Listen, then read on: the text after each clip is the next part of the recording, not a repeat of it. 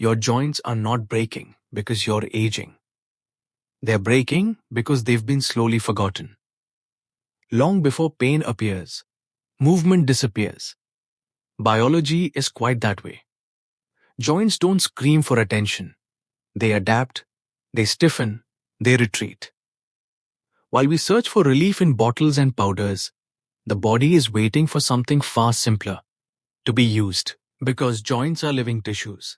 And living tissues survive not on supplements, but on motion, rhythm, and the daily reminder that they still matter.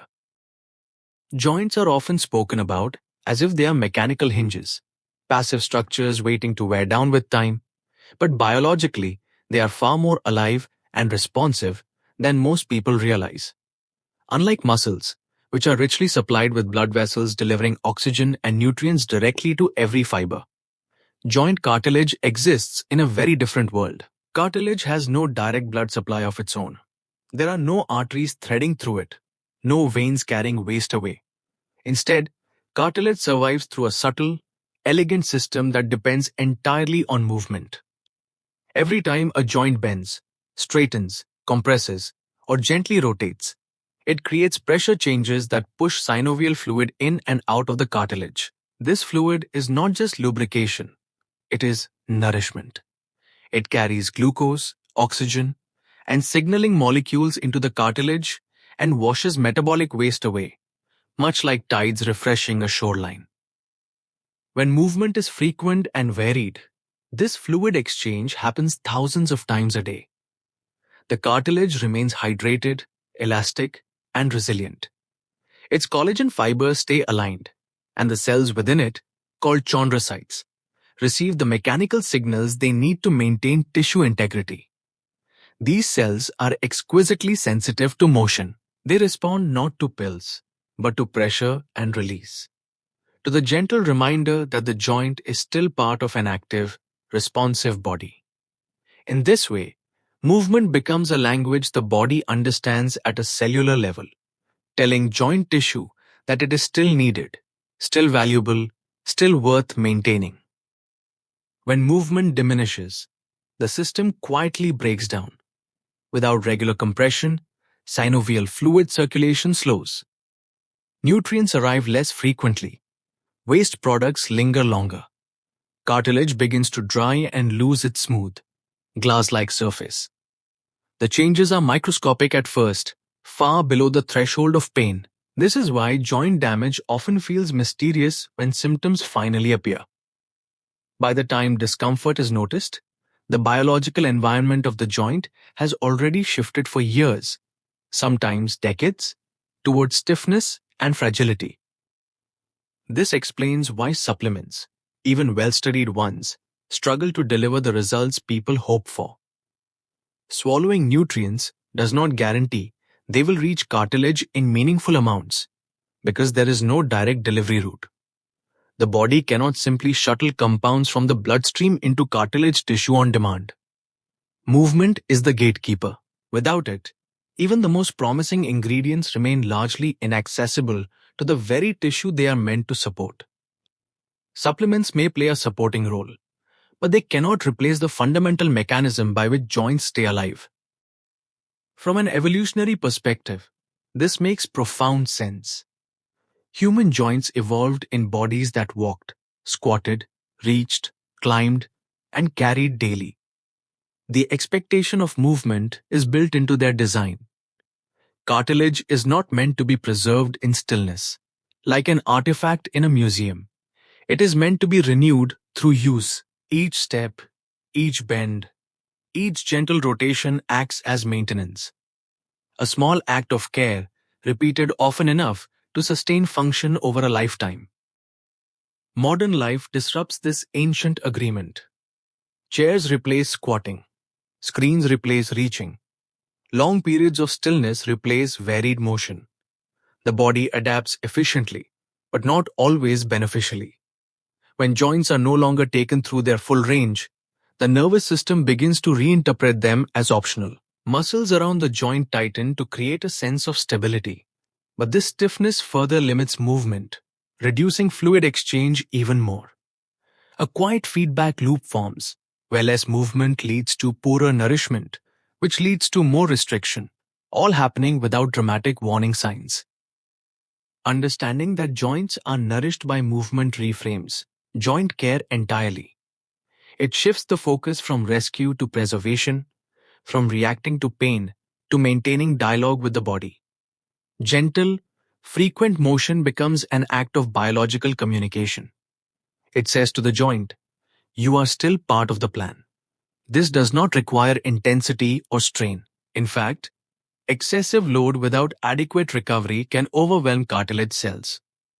What they respond to best is consistency, variety, and respect for natural ranges of motion. There is also something deeply human in this process. Movement is not just a physical act. It is a reminder of agency and presence. When joints move, the brain updates its internal map of the body. Confidence in motion grows. Fear recedes. The body becomes a place that feels inhabitable again, rather than fragile.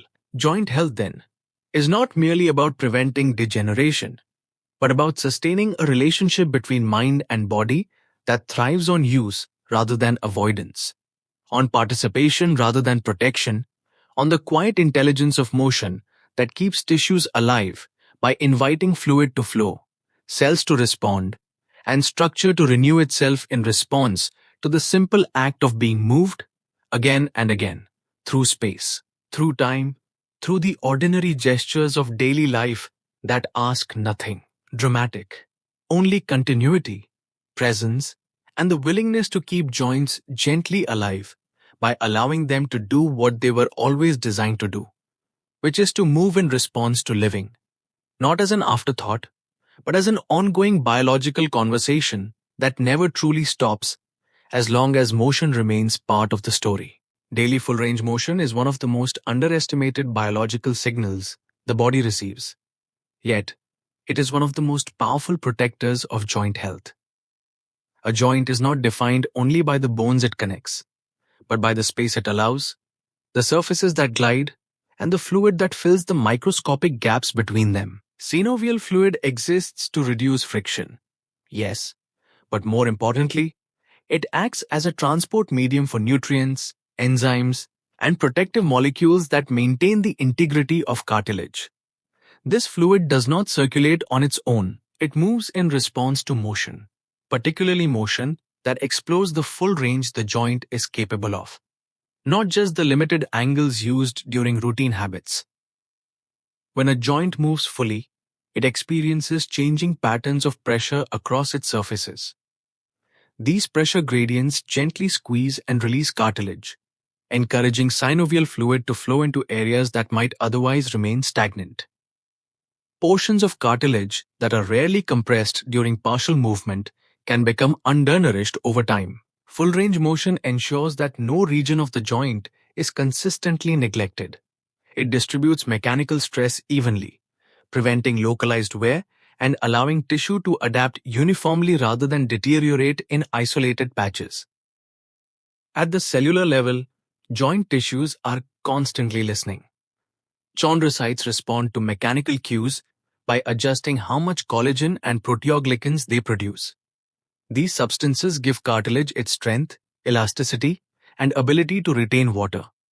When movement stays within a narrow range, the signals become repetitive and incomplete. Cells interpret this as a reduced demand for resilience, slowly dialing down maintenance processes. Over months and years, cartilage becomes thinner and less capable of absorbing shock, even if pain is not yet present. Full-range motion also maintains the quality of the joint capsule and surrounding connective tissue. Ligaments and fascia adapt to the positions they are most frequently exposed to. When certain ranges are avoided, these tissues shorten and stiffen, limiting motion further and increasing joint compression during everyday tasks. This creates a subtle shift in joint mechanics, where surfaces that were once well-aligned begin to experience uneven loading. Synovial fluid becomes less effective at cushioning, not because it has changed chemically, but because it is no longer being distributed properly. The nervous system plays a central role in this process. The brain relies on sensory input from joints to assess safety and stability. When joints move through their full range regularly, the brain learns that these positions are safe. Motor control improves, muscle coordination becomes more efficient, and unnecessary tension decreases. In contrast, when certain ranges are consistently avoided, the brain begins to treat them as potential threats. Protective muscle guarding emerges, reducing motion even more and increasing joint compression during limited movement patterns. This is why stiffness often precedes pain. It is not merely a mechanical problem, but a neurological one. The brain narrows the available movement options, attempting to protect the joint. But in doing so, it reduces fluid exchange and accelerates degeneration. Full range motion interrupts this cycle by reintroducing safe, controlled exposure to positions that have been neglected. Over time, the nervous system relaxes its protective response, allowing joints to move more freely and efficiently. Importantly, full range motion does not require force or intensity. In fact, excessive loading at the extremes can be counterproductive. The goal is exploration, not domination.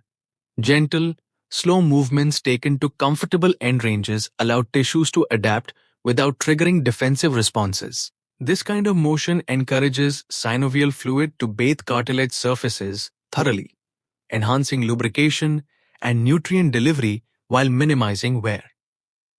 There is also a cumulative effect. Synovial fluid becomes more viscous and protective with regular movement. Its composition adapts, improving its ability to reduce friction and absorb shock.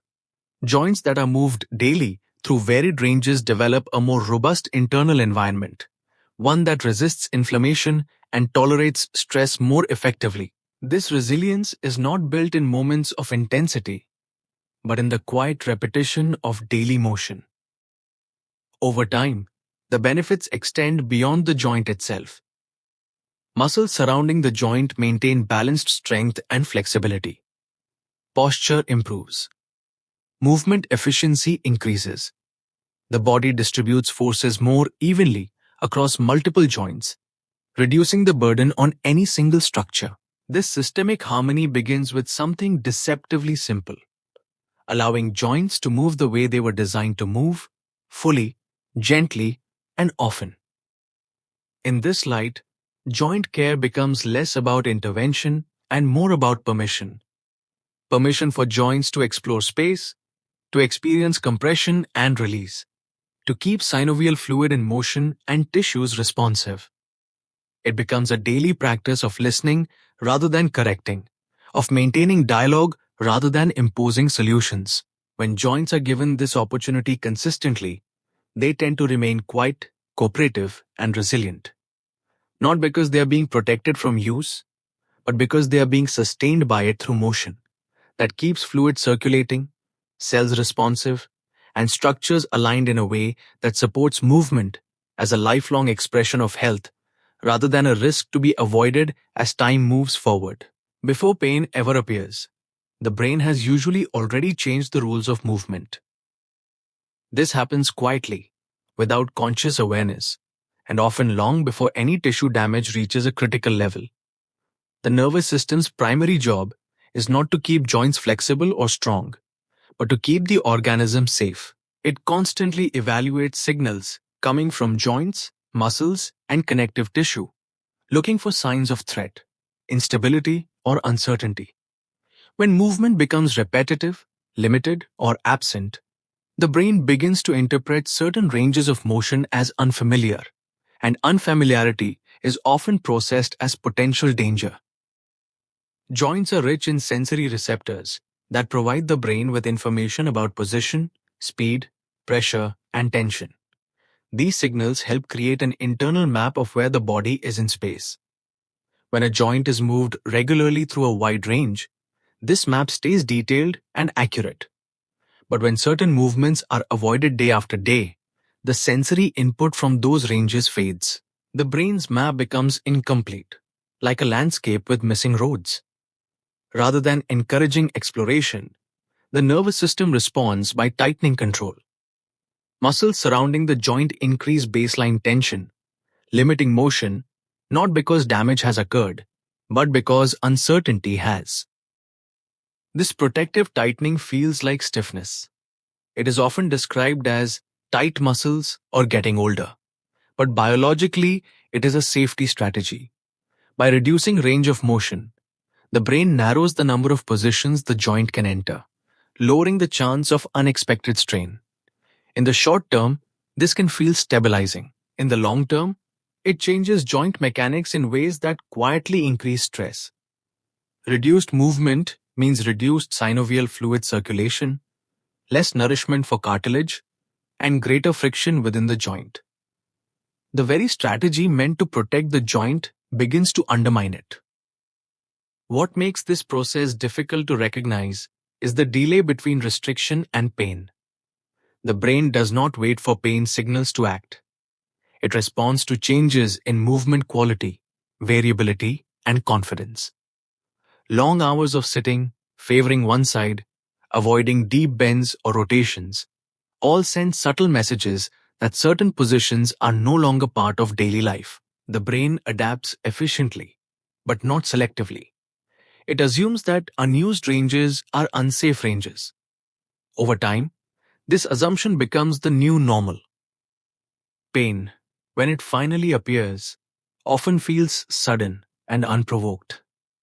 In reality, it is the late-stage signal of a long-running negotiation between joint tissues and the nervous system. By the time discomfort is felt, stiffness has often been present for years, gradually reducing the joint's capacity to distribute load. Cartilage that once experienced varied compression now faces repetitive stress in a limited area. Muscles that once shared effort now overwork in narrow patterns. The joint becomes louder in its signaling because quieter warnings were never consciously noticed. This explains why rest alone rarely resolves chronic joint pain. Removing movement may temporarily reduce symptoms, but it reinforces the brain's belief that the joint is fragile. Without reintroducing safe, controlled motion, the nervous system has no reason to update its threat assessment. Protective patterns persist, and stiffness returns as soon as normal activity resumes. The issue was never just tissue irritation. It was the loss of trust between the brain and the joint. Rebuilding that trust requires more than strength or flexibility. It requires exposure, gentle, gradual movement into previously avoided ranges sends new information to the nervous system. It shows the brain that these positions can be entered without harm. Over time, muscle guarding decreases, coordination improves, and range of motion expands, not because tissues were forced, but because permission was restored. The joint becomes less compressed, fluid movement improves, and mechanical stress is distributed more evenly. This process is deeply adaptive. The brain is not stubborn, it is responsive. When movement is reintroduced thoughtfully, the nervous system updates its internal model. What was once labeled dangerous becomes neutral, then familiar. Pain often decreases not because something was fixed in isolation, but because the system as a whole recalibrated its expectations. Movement becomes smoother, effort becomes more evenly shared, and the joint is no longer treated as a liability. There is also a psychological dimension to this shift. When joints feel restricted, people move with caution. That caution reinforces protective patterns, creating a loop where fear of pain limits movement, and limited movement increases the likelihood of pain. Breaking this loop requires patience and curiosity rather than force.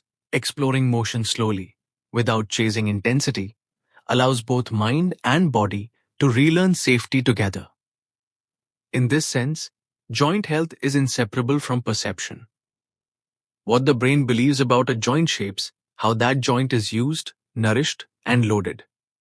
Stiffness is not merely a physical sensation. It is a message about lost variability and reduced confidence. When that message is ignored, pain eventually raises its voice. When it is understood, movement can be restored before damage becomes dominant, before discomfort becomes chronic. before the body feels like something that must be protected from life rather than engaged with it. Through motion that reassures the nervous system, reopens forgotten ranges, and gradually restores the quiet cooperation between brain, muscle, and joint that allows movement to feel natural rather than risky, fluid rather than guarded, and integrated into daily living in a way that no supplement or external fix can replicate on its own. There is a fundamental difference between prevention and repair, and nowhere is that difference more evident than in joint health. Supplements are designed to supply raw materials after tissues have already begun to struggle. They arrive late in the story, attempting to support structures that are already compromised by reduced movement, altered mechanics, and nervous system guarding. Gentle, consistent motion, on the other hand, works upstream. It influences the environment in which joints exist long before damage accumulates, shaping how tissues adapt, communicate, and maintain themselves day after day. From a biological standpoint, joints respond to use, not rescue. Cartilage cells adjust their behavior based on mechanical signals far more than chemical ones.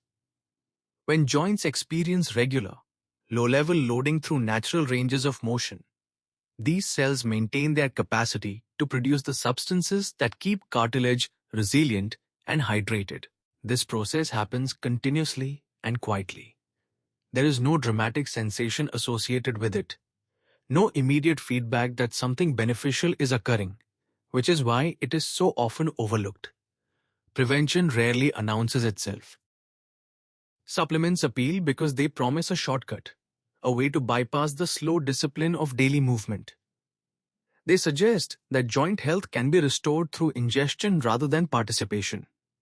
Yet, even when supplements contain compounds that are theoretically beneficial, their impact is limited by delivery. Cartilage does not have a direct blood supply, and nutrients cannot simply diffuse into it at will. Without movement to circulate synovial fluid, the pathway remains largely closed. In this context, supplements become reactive tools, attempting to support tissue after the conditions that sustain it have already deteriorated. Gentle, consistent motion preserves those conditions. It maintains fluid exchange, distributes load evenly, and keeps joint surfaces interacting smoothly. It also preserves variability.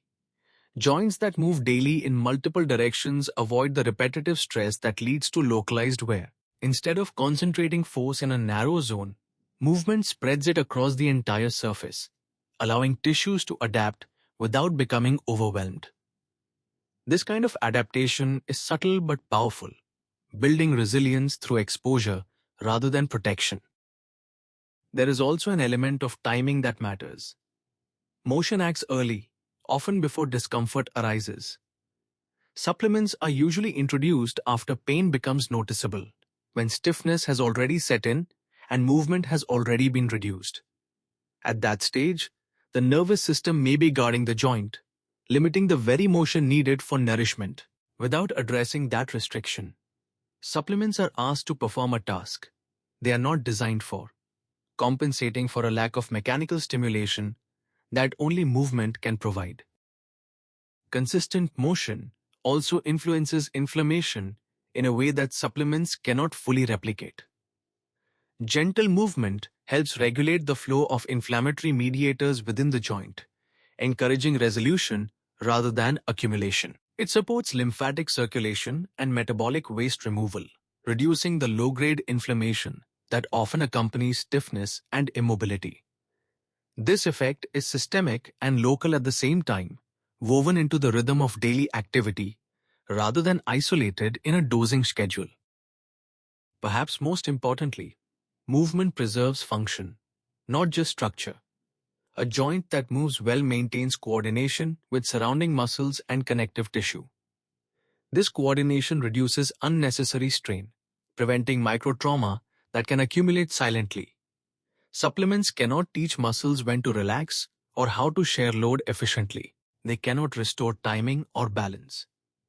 Movement does that through repetition and feedback, reinforcing patterns that keep joints integrated into the whole body rather than isolated and overburdened. There is a psychological layer to this as well. Relying on supplements can subtly shift responsibility away from the body's own adaptive capacity. It frames joints as fragile parts that need external support rather than as living systems capable of maintaining themselves when given appropriate input. Gentle motion restores a sense of agency. It reminds the body that it is not broken, only underused. This shift in perception can change how people move, reducing fear and encouraging exploration, which further supports joint health. None of this means supplements are useless. They may support overall nutrition or play a role in specific deficiencies, but they cannot replace the foundational stimulus that joints evolved to depend on. Motion is not an add-on. It is the context within which all other interventions operate. Without it, even the best-intentioned strategies remain incomplete. When motion is present, small changes accumulate. Joints stay lubricated. Tissues remain responsive. The nervous system maintains confidence in movement. These effects compound quietly, creating a buffer against degeneration that rarely draws attention to itself. The absence of pain becomes the outcome, not because something dramatic was done, but because something essential was maintained consistently. In this way, gentle, regular motion represents a form of care that is both simple and profound. It asks for presence rather than products, participation rather than promises.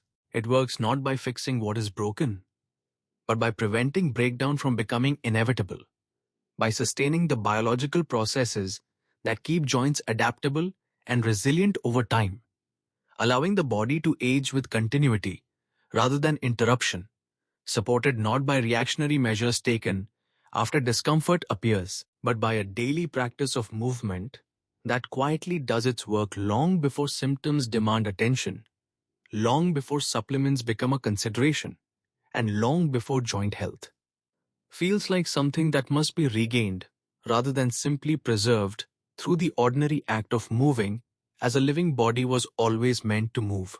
Joint longevity is often framed as a matter of strength, flexibility, or wear and tear. But beneath all of that lies something more fundamental: communication. The body is not a collection of isolated parts. It is a continuous conversation between the brain, the nervous system, muscles, and joints. When this conversation is clear and ongoing, joints tend to function smoothly and quietly. When it fades, problems begin to emerge. Not suddenly, but gradually, as misunderstandings accumulate over time. Every joint movement sends information to the brain. Sensors in the joint capsule, ligaments, and surrounding muscles report position, speed, pressure, and direction. The brain uses this information to decide how much muscle activation is needed, how to distribute force, and how safe a movement feels. When this feedback loop is active and varied, the brain maintains a detailed, confident map of the joint. It knows where the joint is, what it can tolerate, and how to protect it without restricting it unnecessarily. When movement becomes limited or repetitive, this communication weakens. The brain receives less information, and what it does receive lacks variety. Over time, uncertainty replaces clarity. The nervous system responds predictably to uncertainty by increasing control. Muscles tighten, movement options narrow, and the joint is treated as something that must be managed carefully rather than trusted. This shift often happens without pain, which is why it is so easy to overlook.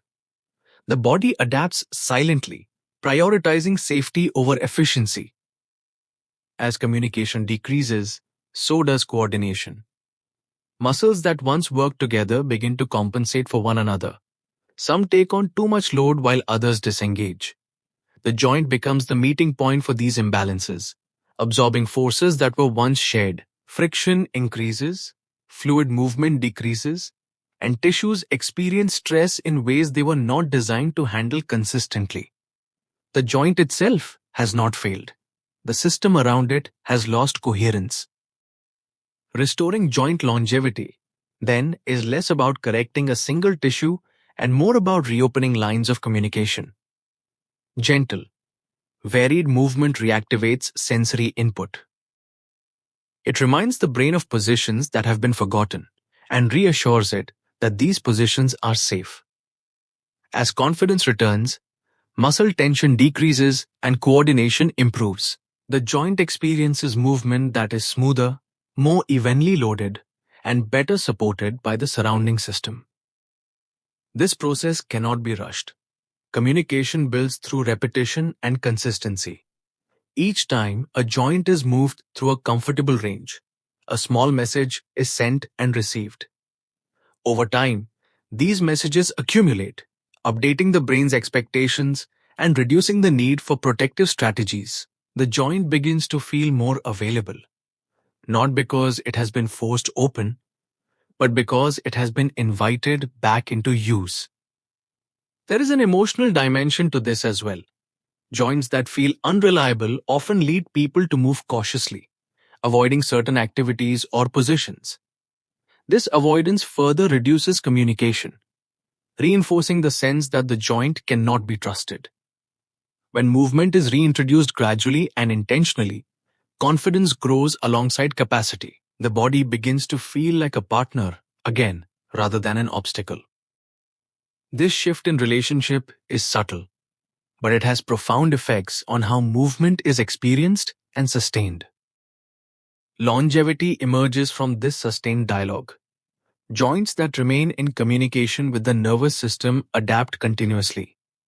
They respond to changes in load, environment, and activity with adjustments that maintain function.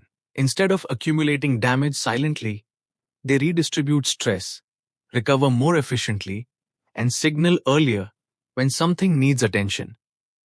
This early signaling allows for small adjustments rather than dramatic interventions. In contrast, joints that lose communication often fail quietly. Without clear feedback, the brain cannot fine-tune movement. Protective stiffness becomes the default, and by the time pain appears, the system has already been operating under compromised conditions for a long time. What feels like sudden degeneration is often the end result of years of reduced dialogue. Seeing joint health through the lens of communication changes the goal. It is no longer about keeping joints perfectly strong or endlessly flexible. It is about keeping them included in daily movement, included in varied positions, included in the body's ongoing sense of itself. When joints remain part of that internal conversation, they tend to remain resilient, adaptable, and cooperative. This perspective also restores a sense of agency. Joint longevity is not something that must be chased through increasingly complex strategies. It grows out of attention, curiosity, and regular engagement. Small movements done often carry more weight than rare, intense efforts. They keep the lines of communication open, allowing the body to adjust continuously rather than react defensively. In the end, the durability of joints reflects the quality of the relationship between brain and body. When that relationship is nurtured through movement that informs, reassures, and adapts, joints tend to last not because they are protected from use, but because they are supported by an intelligent system that knows how to listen and respond, sustaining function through connection rather than control, through dialogue rather than silence.